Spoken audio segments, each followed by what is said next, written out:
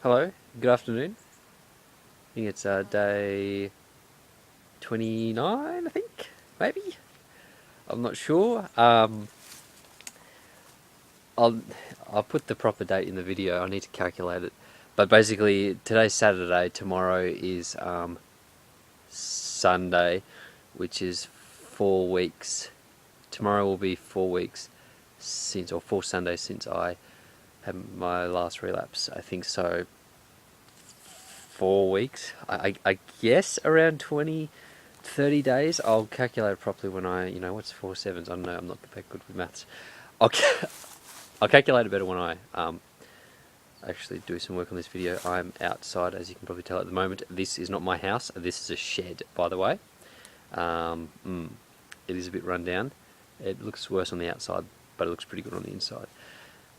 Anyway, so the last few weeks have been alright. Have been alright. No, they've had their temptations and excuse me. They've had their temptations and things like that, of course. Different urges, different ideas and stuff, as you would expect. As I've said previously, the first couple of weeks are probably the hardest.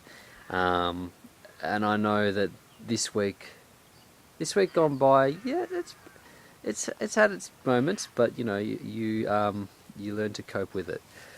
I think I'll probably stop counting days now that I'm past, now that I'm basically up to 4 weeks. I'll probably, as I mentioned in previous videos, counting days wasn't really my thing. So I'll just, I'll stop counting days on my videos.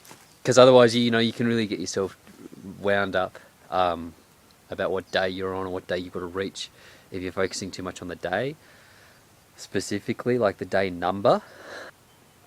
So I'll stop counting days now that I'm pull myself out of my little cycle, which can occur, the little relapse cycle where you go 2 or 3 weeks relapse, 2 or 3 weeks relapse, etc., etc. And I think because when you get to this stage of around 2 to 3 weeks, 4 weeks, once you get up to this stage, and you've got through the hardest part of it, you become a lot more, I suppose, self-aware. You become a lot more conscious because you've got a lot more headspace, you see, a lot more focus, I suppose less brain fog, all of that. You're a lot more in tune. So you can be a lot more conscious as to where the triggers are coming from, what causes them and things like that, and how to avoid them. And you will, and for me, my willpower is a lot more stronger the longer I go. Sorry, camera shaking. It's pretty cold out here, being the middle of winter in Australia. So you become a lot more conscious as to what you're doing and where the triggers are coming from. And for example, like during this week just gone, there was a documentary on TV. I was just channel surfing, and there was a documentary that came up about, coincidentally, about the effects that pornography has on young people, like teenagers and that kind of thing. And that's, of course, we could all probably testify and say, yeah, it's pretty destructive. It gives a real warped idea behind relationship and that kind of thing, sexuality or whatever, and it has a big impact, especially upon younger people. Of course, it impacts us who are a lot older, but especially those who are younger, because their heads are still or their brains are still developing in a way. They're still maturing. So that documentary was on. I thought, yeah, this would be quite interesting, considering that I'm I suppose actively involved with doing the NoFap community thing. As of recently, I thought, yeah, this might be interesting. So I suppose you could do. I had the right intention going into it, but of course, when I started to watch this documentary and they started to talk about, like the